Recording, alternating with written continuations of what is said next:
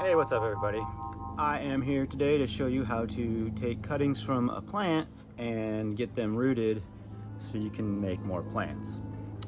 We refer to this as cloning. Some people might call it something different, but that's what I call it. And today we're working with a mint plant. This is chocolate mint. Smells amazing. And I decided I needed about 50 more mint plants in my life, so thought I'd make a short little video to show you how it's done, and hope you enjoy it. So here's the plant I am working with today. It is in about a 5-gallon container. I've already taken several cuttings off of it. I left a few here to show you how I do it. The more mature stems like this one, you can see where I cut it. It's starting to grow 2 more there, so I cut just above that. That'll split, grow 2 more, and actually this thing will be twice as full here in a couple weeks. So here's one here. I count about 1, 2, 3, 4 leaf sets down, or 4 nodes, and then you want to make your cut just right above that. So this will be the cutting that we're working with right here. And the next step is to remove these bottom 2 leaves. If you do it right and the soil's deep enough, you'll get roots out of this little zone right here. And save your leaves because they're delicious for tea or something. And yeah, let me show you how it's done. All right, here's the cutting I just took. So I wash my plant pretty good before I take cuttings. Gets any of the bugs off that are gonna kind of want to hang out and eat the plant while it's in the cloning dome. The cut at the bottom isn't too crucial. I mean, if it's really jagged and your scissors aren't very sharp, give it a good, get a good pair of scissors. Sharper the better. Some people use razor blades. I have success with both methods. Some people like to, cut these little leaves off with scissors. I tend to just pluck them off. Save them. Stick it in a cup of water for now so it doesn't dry out and die if you're working on multiple cuttings. I'm trying to get 50, and we'll see how that works. But yeah, so I just basically take the stick like that and just pull them off just like that, and there's really nothing to it. And if you're scared of like damaging the plant, that's actually not going to happen. You really do want to get those leaves off just like that. And yeah, you could do probably 1,000 in a day if you had a big enough plant. I think my record is about, oh my gosh, I've done several thousand in one day before. Like we knocked out 4,000 in 2 days once. So yeah, if you have enough of a established plant, or multiple established plants, we call them mother plants because we just keep taking cuttings off of them. And you could even cut further down onto this plant where it's split up into 2. You can go down about 4 more nodes to take that, and you can root that as well. Sometimes what you can do too, if you're into it, you can pinch the top off of this or cut the top off, and then it will then grow 2 right there. And that'll happen fast because it takes about 7 to 10 days for them to root. And after that, the plant will start to grow, but it'll grow 2 tops instead of just 1. So it's up to you, however you want to do it. I just want to do 1 single stem for this round. Once they get a little more established, I will probably top them. If it's starting to flower, definitely cut that flower off, and it'll actually force it back into its vegetative cycle. And it'll veg for a while, and you can get more leaves off of it, take more cuttings. If you see it start to flower again, go ahead and take the flowers off, and it will just keep growing more leaves. And that's about it. I'll show you what I use for the root hormone, the dip, and then I will show you how to put them into the plugs, and then all about the watering process and everything.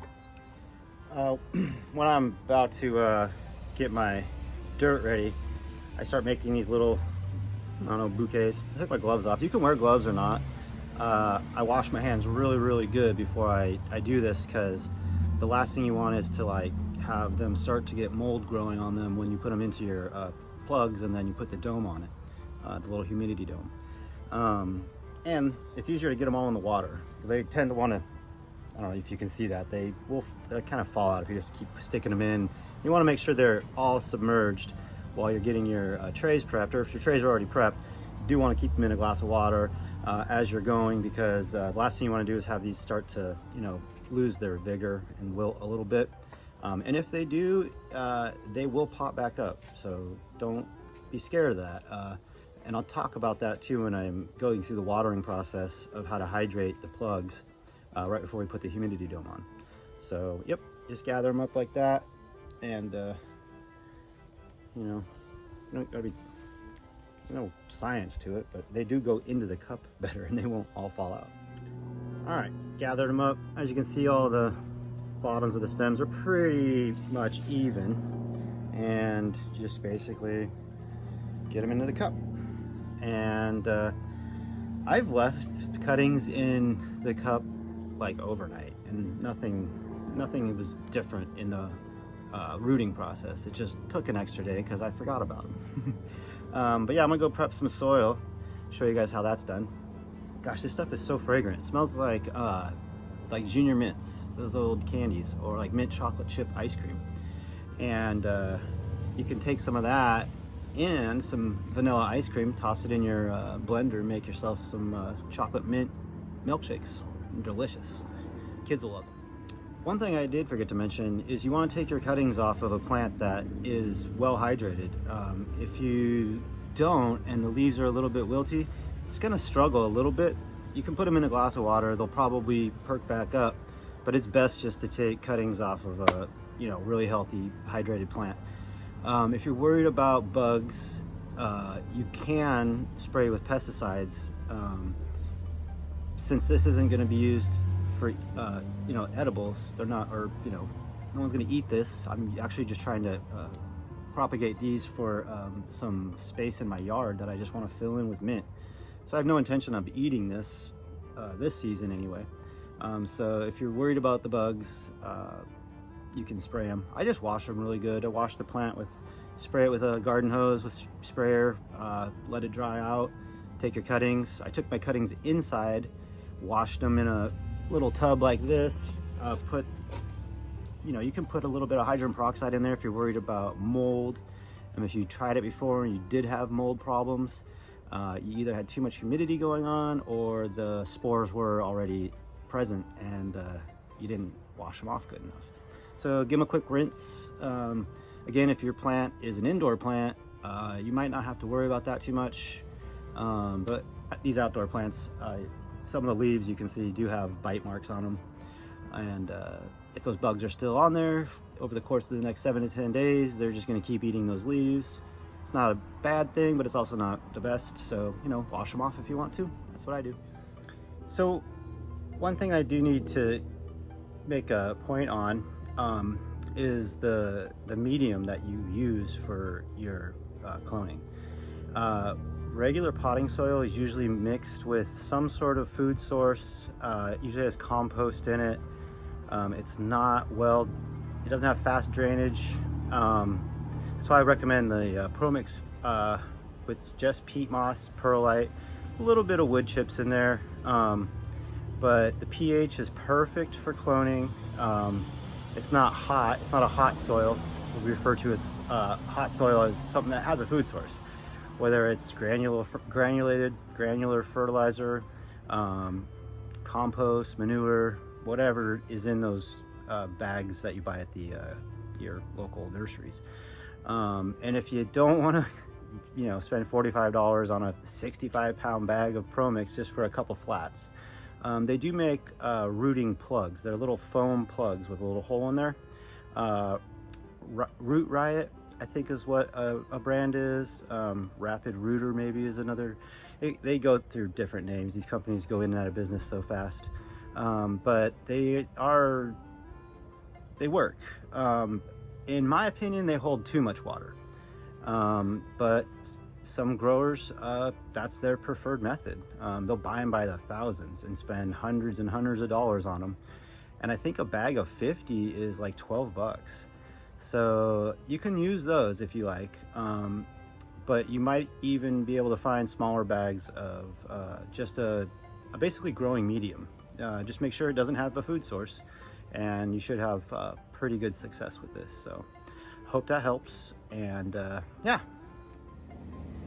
Okay, so here are the flats. That's what I refer to these as, or trays, or however you want. These are 50 site, I guess, you know, whatever you want to call them, plug trays. I use the 50s. They do make them in like 72. These ones are just really inexpensive. I think these are about $2.50, and these are like $1.75. We got the humidity dome here, the vents. That's about $5. So you're only in it about $7 to $8, depending on, you know, who you're buying it from. Maybe 10 at the most. I got what I consider the perfect amount of water for a flat. I got all my plugs, or my cuttings, I should say, soaking in the water still. If it's a really hot day, make sure they're hydrated. And this is the soil that I use. Sorry, it's upside down, but it's called ProMix. Mycorrhizae has got basically peat moss and perlite. There's not a whole lot to it. The perlite is pretty small, and that's why I really like it. There's no food in it, except for they do put mycorrhizae, which is basically just fungal spores for your roots to uptake nutrients faster. Look it up. I can't really explain it in this short of a video. But here, I'll show you how I fill them up, and I'll show you the reason why I have 2 of them, even though I'm only doing 1 flat today. All right, so the flat that I'm gonna fill first, well, I guess the only flat I'm gonna fill, kind of show you how I do it. So I use 2 trays. I guess this is why I use 2 trays. So this tray, a lot of the dirt's gonna fall through these holes, and I dump that back into the bag when I'm done. And then the second one is gonna be where I keep them for the next 7 to 10 days. So basically you just wanna get as much as you can fill at first, spread it around. You can see this stuff is really dry. They don't hydrate it at all. So that bag right there weighs 65 pounds. They run about $45 at my local grow shop here. And I suggest you check with your you know, nurseries or whoever is in your local area, see if they have it. You're probably not gonna need 65 pounds, but it's such a good deal, and it works so well for rooting. Basically 100% success rate every time, and the mycorrhizae in it, a little bit of a bonus. So yeah, the plants really like it. It's inert, it's just a growing medium. It doesn't have any food source whatsoever, and that's probably like one of the #1 things you gotta take into account. So we want these things to root, so we don't want to feed them. We want to starve them, which forces the plant to root, because then it'll make roots to go looking for some food. And then it's super important that once they do root, you either feed them right away or transplant them and feed them, I say, because sometimes you'll have the softer tissue ones, like the smaller cuttings. The softer the tissue, the faster it's gonna root. The ones that are a little more hardened off might take a couple extra days. And if you start feeding them while like the smaller ones have rooted, those big ones might not root as well, or might not root at all, because they found a food source. So they'll basically just sit there without roots, but they'll be alive. And that's not what we want. You want to force them to root. That's the whole point here. So here's the reason for the second plug flat. Use this one to compress it down. I'm pushing pretty hard. You can hear it almost breaking. And you'll see just how much extra space I got right there. And then take one more cup, spread that out, get that little area filled back up. And it takes about 2.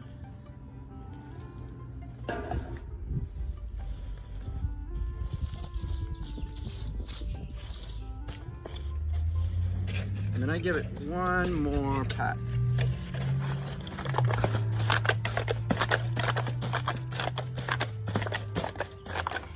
Just like that. Kind of get that dirt off of there. A lot of it falls through those bigger holes right there. And then this one is ready to go. And once it gets a little bit wet, then it goes into that tray. So see how much we have left behind? That just goes back in the bag. So we're not wasting it. One thing there is to take note is the corners. They don't always get as packed or as full. So you might want to just, grab a little handful and get those kind of filled up like the rest of them. Pack it in a little bit. And so you can see that stuff does fall through. Get that out of there. Keep it clean under there. And now it's dry, bone dry. We gotta hydrate it. So about 1 liter is what I use. Might take a little more. This is about 800 milliliters, so it's almost 1 liter. So I put it into the bottom. So you don't want to do it from the top. The top's just going to wash it all away. If you do it from the bottom, it soaks it up. And in about 10-15 minutes, you'll notice that this dry soil has changed a little bit of color. It's gotten darker. It just wicks it right up to the top. And it's going to only soak up about as much as it possibly can take. Like, you can't really overdo it with this method.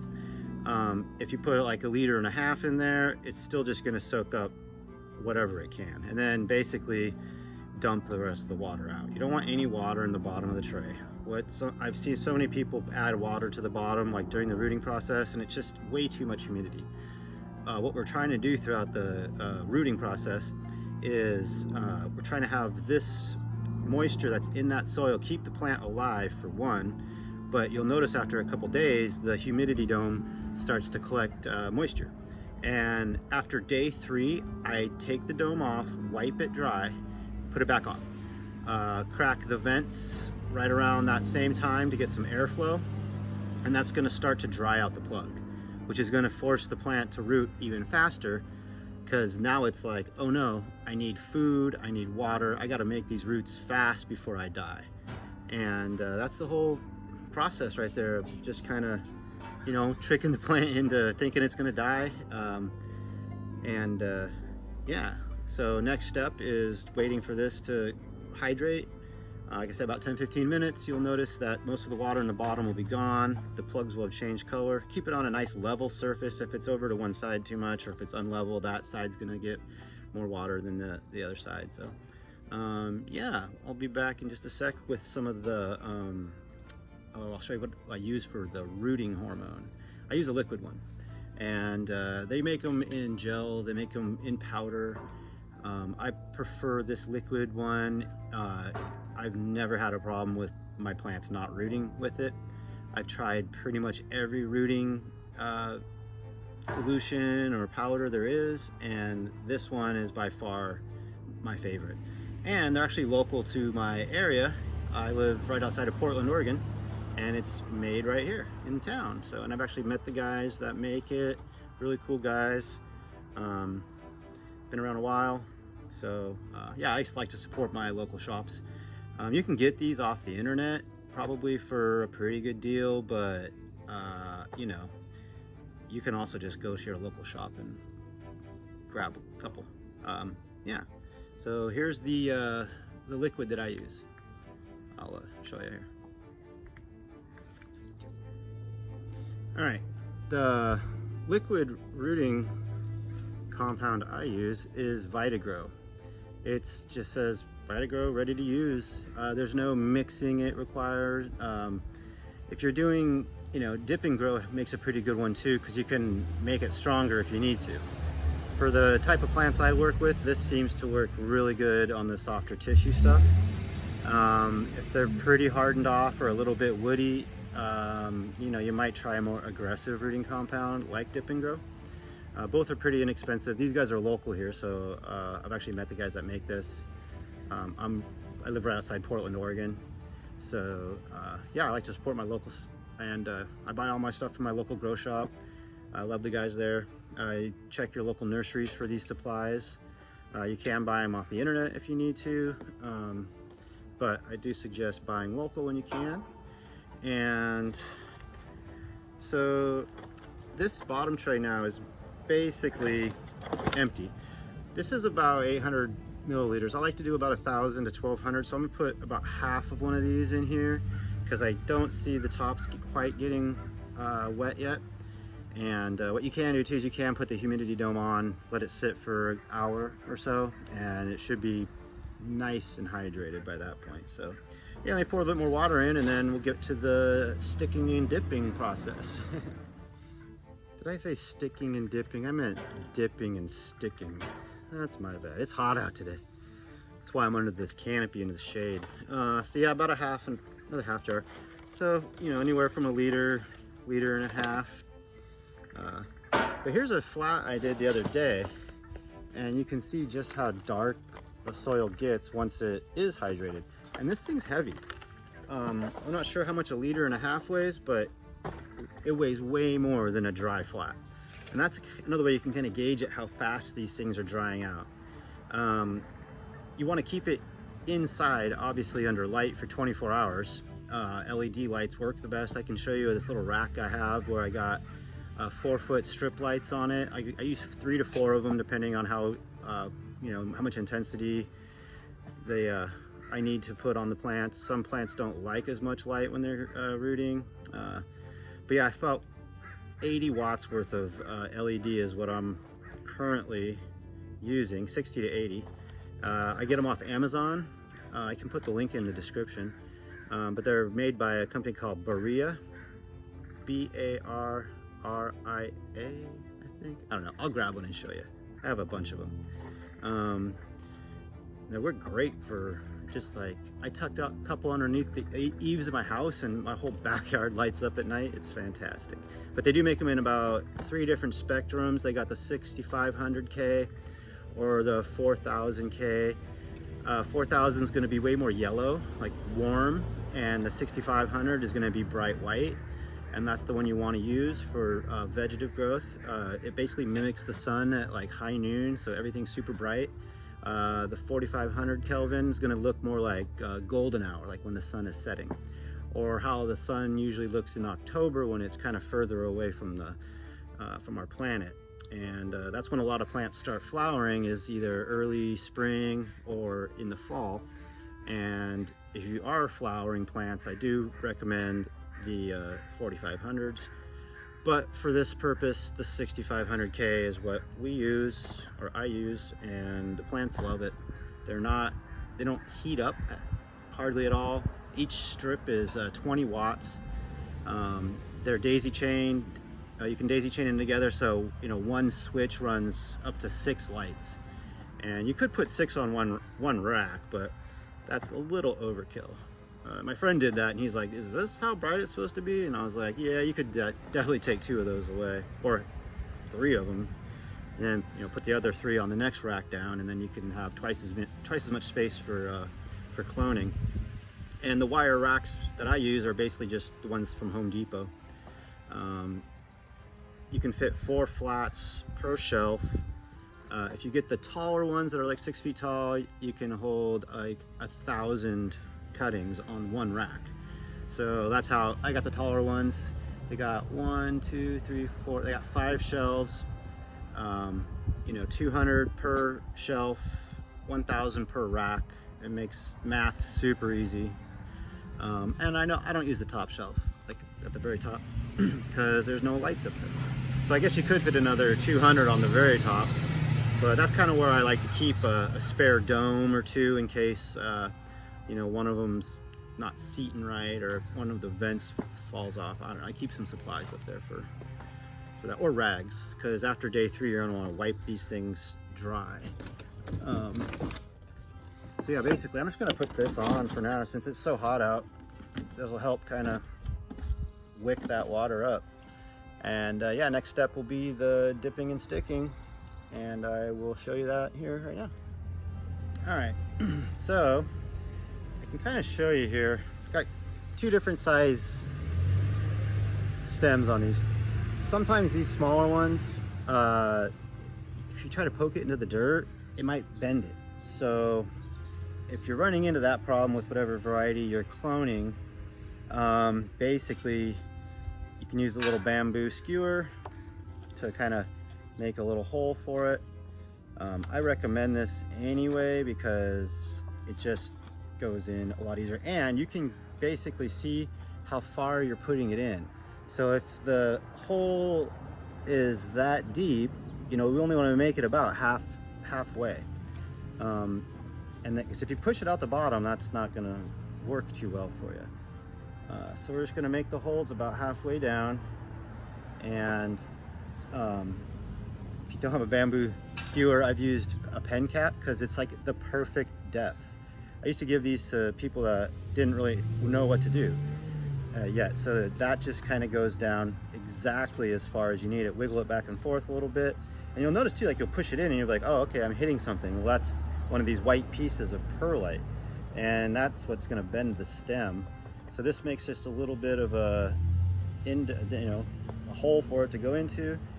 You can go fast if you want. I go pretty fast because like when you're doing like 20 of these trays a day, you want to go fast. You know, I could have made like a piece of wood or something with a bunch of nails and then just boop, did all 50 at once. But so some people soak the cuttings in the rooting hormone for like, some people say 30 seconds, some people say 3 minutes. I've never seen a problem with just dipping it, getting it as wet as it's supposed to be, and then sticking it in the dirt. And when you feel it start to hit the bottom of the hole that you made, just push it in a little bit more and then pack it down. And I mean, boom, that's all you gotta do. I put the bigger ones down the middle rows, and then I kind of take these smaller ones. I use the real small ones in the corners here, and basically just keep doing that over and over and over. I wear gloves because I do not like getting any liquid fertilizer or any liquid that has to do with any chemical fertilizer, any chemical anything on my skin. So these nitrile gloves are super inexpensive. I get them at the food service store for like $7 for 100 of them. Surgical gloves work.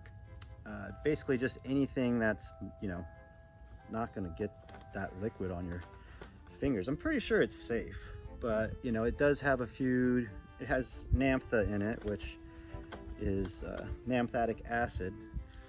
This one is naphthalene, naphthalene acetate acid, and then butyric acid. So it's, you know, acidic is what it is. So I don't want it on my skin. I've actually heard of people getting, you know, not using gloves, and then like 7 to 10 days later, they got like roots growing out from under their fingernails.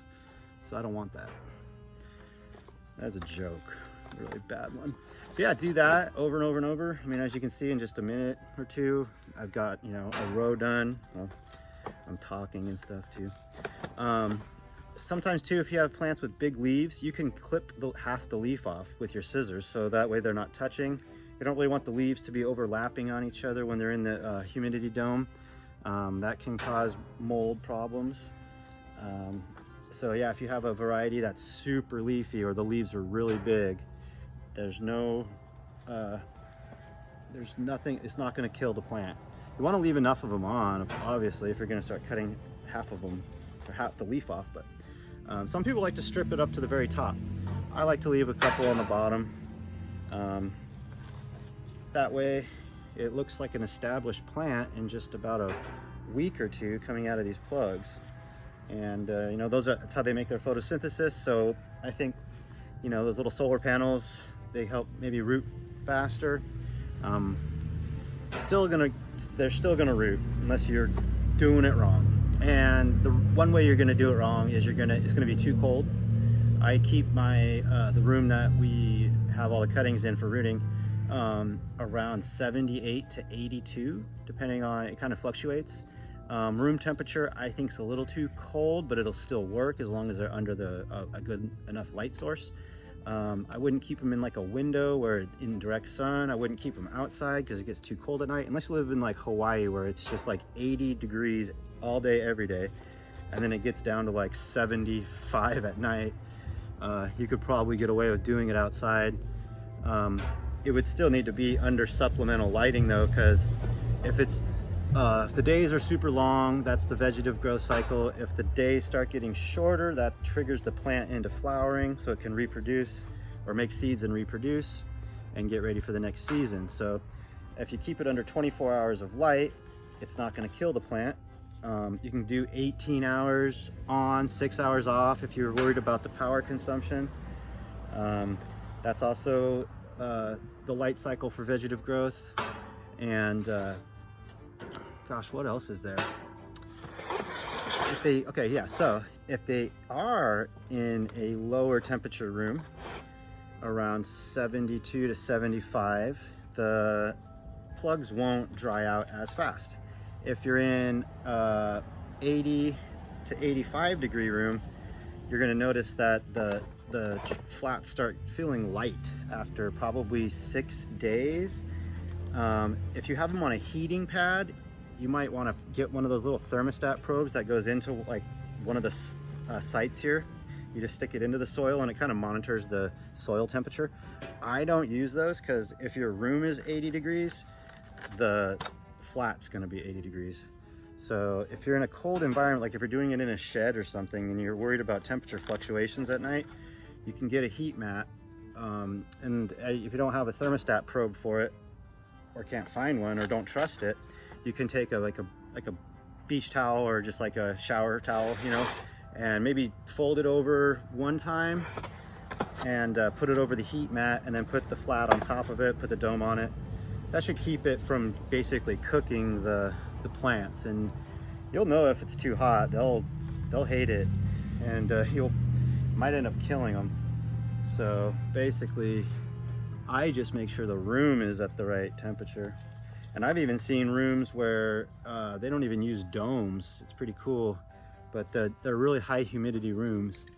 I always use a dome. You have to use a dome. They're gonna just boop, wilt and die if you don't.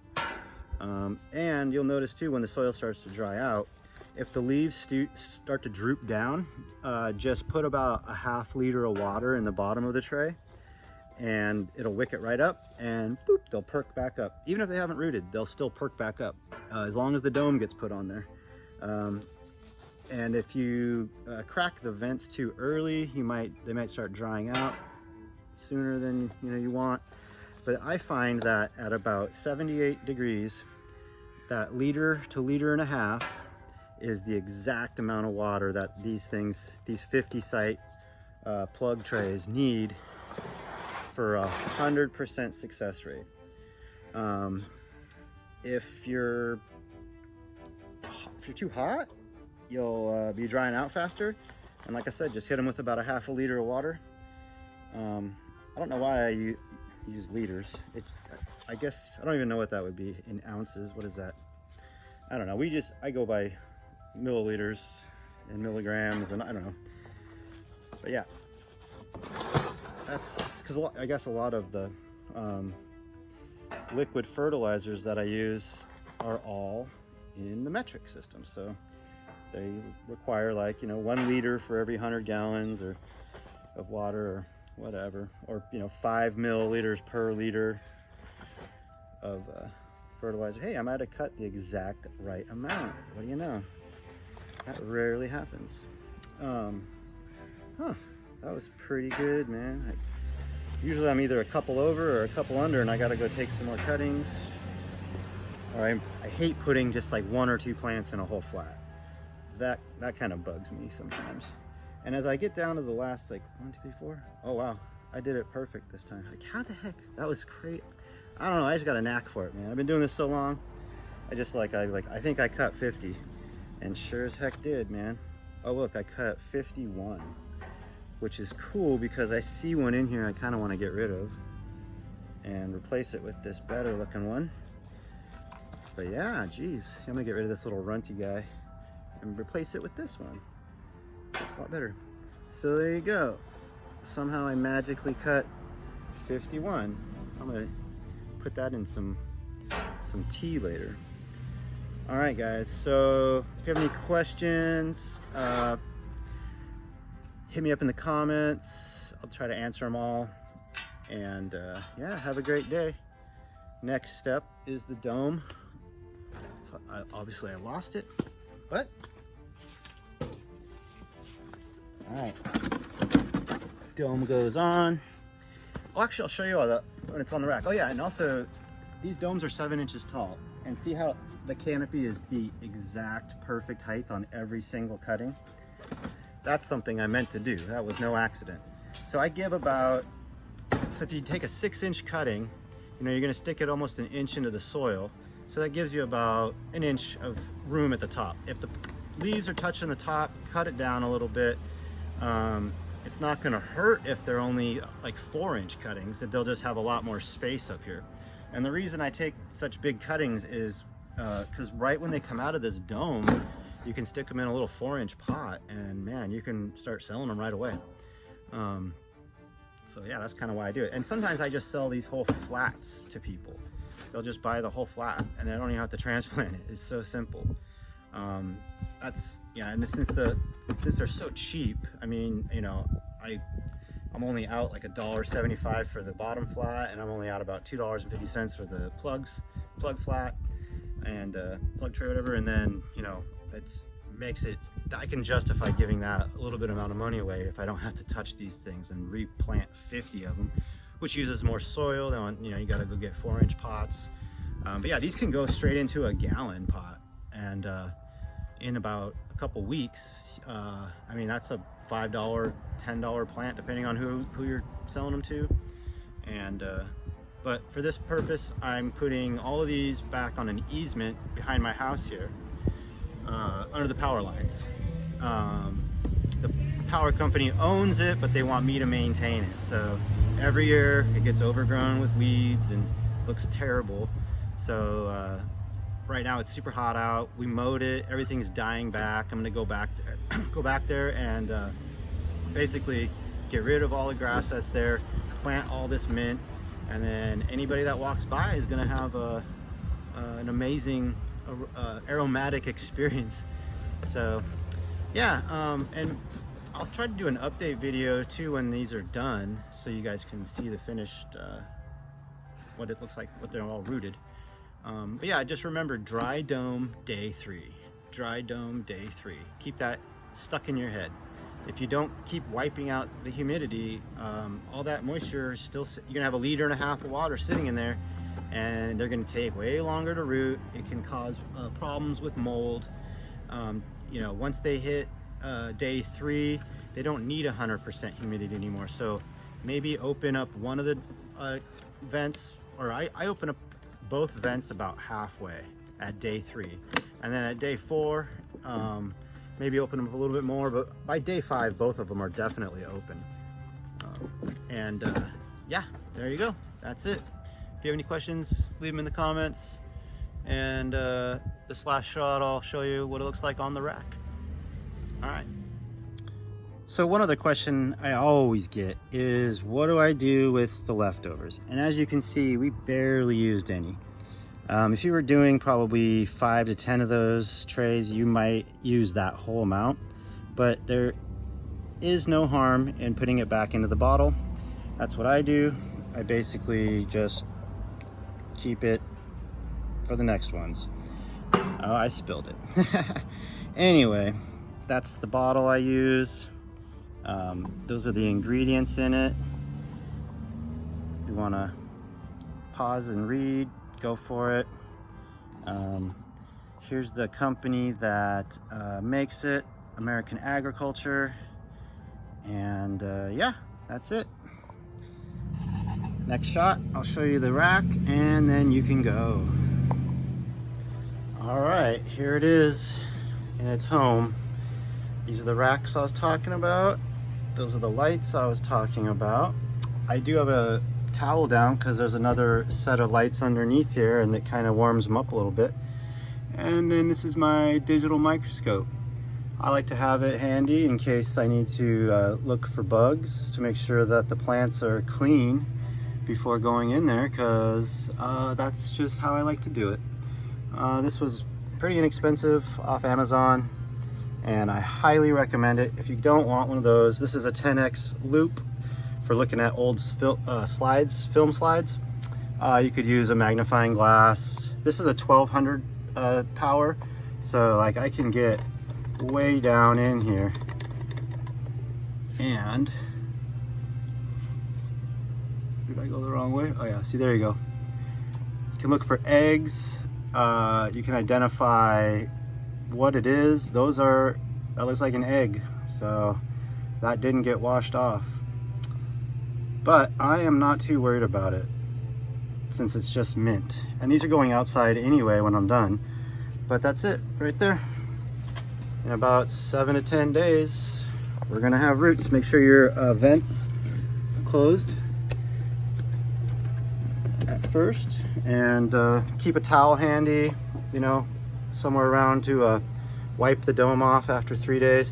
Give it about, I don't know, what's that, about 6 inches of space above the lights. You don't want the lights too close because these do put off a little bit of heat, but it's enough to cook them from the top and bottom if you don't do it right. So, all right, there you guys go. Have a good day.